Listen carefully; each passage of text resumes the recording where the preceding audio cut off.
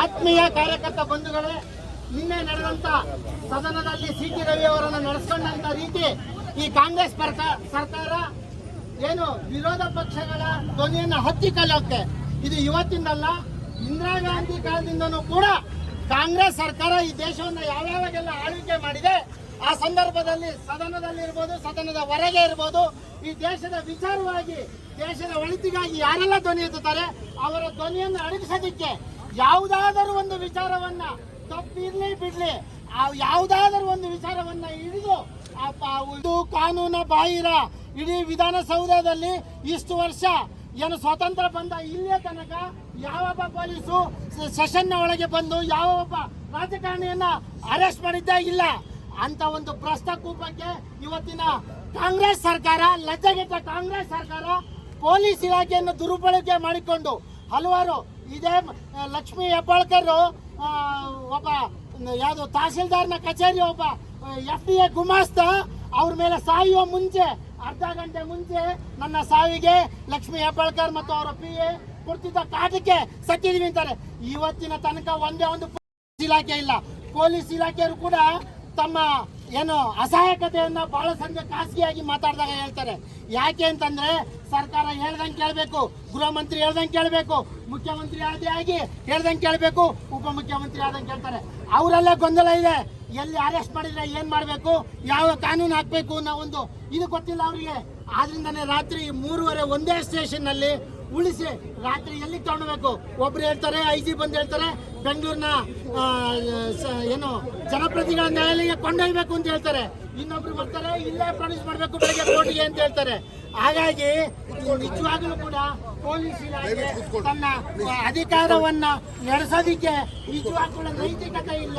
ಆ ನೈತಿಕತೆ ಇದ್ದಿದ್ರೆ ಅವರು ಅರೆಸ್ಟ್ ಮಾಡೋದನ್ನ ಏನನ್ನ ಮಾಡಬೇಕು, ಯಾತಕ್ಕಾಗಿ ಮಾಡ್ತಾ ಇದೀವಿ ಅನ್ನೋ ಅವರಲ್ಲಿ ಗುರಿನೇ ಇಲ್ಲ, ಗೋಲು ಇಲ್ಲ.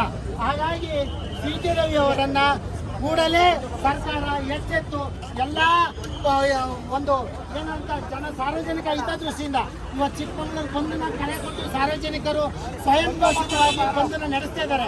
ಅದಕ್ಕೆ ಕೆಟ್ಟಬದ್ಧ ಹಿತಾಸಕ್ತಿಗಳು ಏನು ಕೆಟ್ಟಬದ್ಧ ಹಿತಾಸಕ್ತಿಗಳು ಬಂಧನ ಮಾಡೋದನ್ನ ತಡೆದು ಓಪನ್ ಮಾಡಲಿಕ್ಕೆ ಬಿಟ್ಟಿದ್ದಾರೆ. ನಮ್ಮ ವಿರೋಧಿಯ ಕಾಂಗ್ರೆಸ್ ಮಿತ್ರರು ಬಂದ್ ಮಾಡುವಂತವನ್ನ ಪ್ರೋತ್ಸಾಹಿಸಿ ನೀವು ಓಪನ್ ಮಾಡಿ, ಯಾಕೆ ಹೆದರ್ತೀರಾ ಅಂತ ಈ ಕ್ಷೇತ್ರದ ಶಾಸಕರಾಗಿ ಈ ಜಿಲ್ಲೆಯ ವಿಧಾನ ಪರಿಷತ್ನ ಸದಸ್ಯರಾಗಿ ಕಾರ್ಯನಿರ್ವಹಿಸುವ ಸಿ.ಟಿ. ರವಿ ಅವರ ಮೇಲಾಗಿರುವ ಅನ್ಯಾಯವನ್ನ ಪ್ರತಿಭಟಿಸಲಿಕ್ಕೆ ಪ್ರಜಾಪ್ರಭುತ್ವದಲ್ಲಿ ಪ್ರತಿಭಟನೆಯನ್ನು ಒಂದು ಅಸ್ತ್ರ ಅಂಬೇಡ್ಕರ್ ಸಾಹೇಬರು ಕೊಟ್ಟಿದ್ದಾರೆ.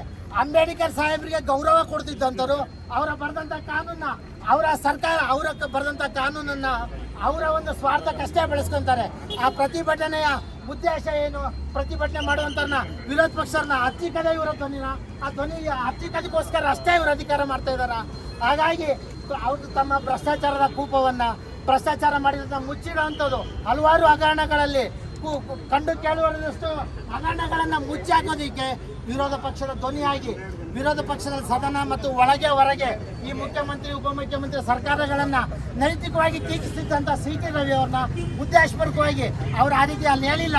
ಅವರು ಮಾನಸಿಕ ಅಸ್ವಸ್ಥತೆಯನ್ನು ಇಂಗ್ಲಿಷ್ ಪದದ ಅರ್ಥದಲ್ಲಿ ಹೇಳಿದ್ದಾರೆ, ಅದನ್ನ ತಿರುಚಲಾಗಿ. ಆದ್ರೆ ಅವ್ರು ಮಾತಾಡಿದ್ದು ಸರಿ ಇದೆಯಾ? ಅವ್ರು ಹೆಬ್ಬಾಳ್ಕರ್ ಪತ್ರಿಕಾಗೋಷ್ಠಿಯಲ್ಲಿ ಹೇಳ್ತಾರೆ ಅವ್ರು ನಾನು ಹಿಂಗೆ ಮಾತಾಡಿದ್ದೀನಿ ಅಂತ.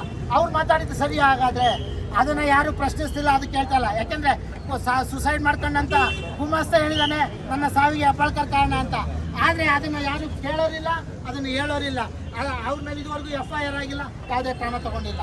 ಹಾಗೆ ಯಾವುದೇ ಹಲವಾರು ಘಟನೆಗಳು ಇದ್ರೂ ಕೂಡ ಕ್ರಮ ತಗೊಂಡಿದ್ದು ಇದಕ್ಕೆ ಹಾಕಿ ಮುಚ್ಚಿ ಆ ಸದನದಲ್ಲಿ ಒಳ್ಳೆ ಹೋಗ್ಲಿಕ್ಕೆ ಇವ್ರಿಗೆ ಅವಕಾಶ ಕೊಟ್ಟಾರೆ ಯಾರು? ನಿಜಕ್ಕೂ ಕೂಡ ಕಾಂಗ್ರೆಸ್ ಲಜ್ಜೆಗೆಟ್ಟ ACA ಸರ್ಕಾರವನ್ನು ನಡೆಸ್ತಾ ಇದೆ. ಅದರ ಕಪಿಮುಷ್ಟಿಯಲ್ಲಿ ಸಿಕ್ಕಿ ಪೊಲೀಸ್ ಇಲಾಖೆ ಆರಕ್ಷಕ ಸಿಬ್ಬಂದಿಗಳು ನಲಗ್ತಾ ಇದ್ದಾರೆ. ಅವ್ರಿಗೆ ಏನು ಮಾಡಬೇಕು, ಅರೆಸ್ಟ್ ಮಾಡಿದವ್ರನ್ನ ಎಲ್ಲಿಡಬೇಕು, ಬಿಡಬೇಕಾ, ಯಾವ ಕಾನೂನು ನಡೀಲಿ ನಾವು ಒಳಗಾಕಿದ್ದೀವಿ, ಯಾವ ಉತ್ತರನೇ ಇಲ್ಲ. IG ಒಂಥರ ಹೇಳ್ತಾರೆ, DG ಒಂಥರ ಹೇಳ್ತಾರೆ. ಕಾಂಗ್ರೆಸ್ ಸರ್ಕಾರ ಈ ಒಂದು ಪೊಲೀಸ್ ಇಲಾಖೆಯ ಅಧಮತ್ಯನ ಅವರ ಏನು ಒಂದು ಶಕ್ತಿಯನ್ನ ಕುಂದಿಸುವಂತ ಕೆಲಸವನ್ನ ಕೂಡ ಮಾಡಿದೆ. ಹಲವಾರು ಜನ ಪೊಲೀಸ್ ಇಲಾಖೆ ಮಿತ್ರರು ಖಾಸಗಿಯಾಗಿ ಮಾತಾಡೋದು ಹೇಳಿದ್ದಾರೆ. ಈ ಕಾನ್ಸ್ಟಿಟ್ಯೂಷನ್ ಅಲ್ಲಿ ಇದಕ್ಕೆ ಅವಕಾಶ ಇಲ್ಲ, ಇದ್ರ ಸದನದ ಒಳಗೆ ಹೋಗಿ ತಗೊಂಬರೋ ಅವಕಾಶ ಇಲ್ಲ ಅಂತ.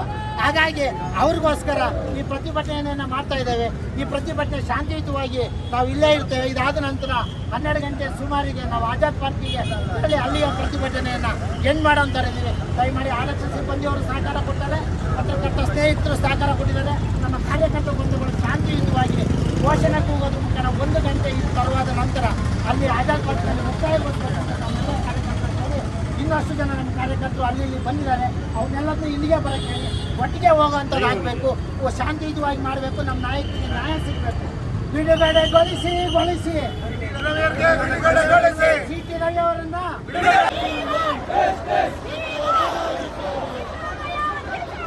ಸೀರೆ ಉಟ್ಕೊಂಡು ಡ್ಯಾನ್ಸ್ ಮಾಡು, ಸೀರೆ ಉಟ್ಕೊಂಡು ಡ್ಯಾನ್ಸ್ ಮಾಡು, ಸೀರೆ ಉಟ್ಕೊಂಡು ಡ್ಯಾನ್ಸ್ ಮಾಡು, ಸೀರೆ ಉಟ್ಕೊಂಡು ಡ್ಯಾನ್ಸ್ ಮಾಡು. ಹೀಗೆ ಕುಕ್ಕರ್ ಕಳ್ಳಿ, ಕುಕ್ಕರ್ ಕಳ್ಳಿ.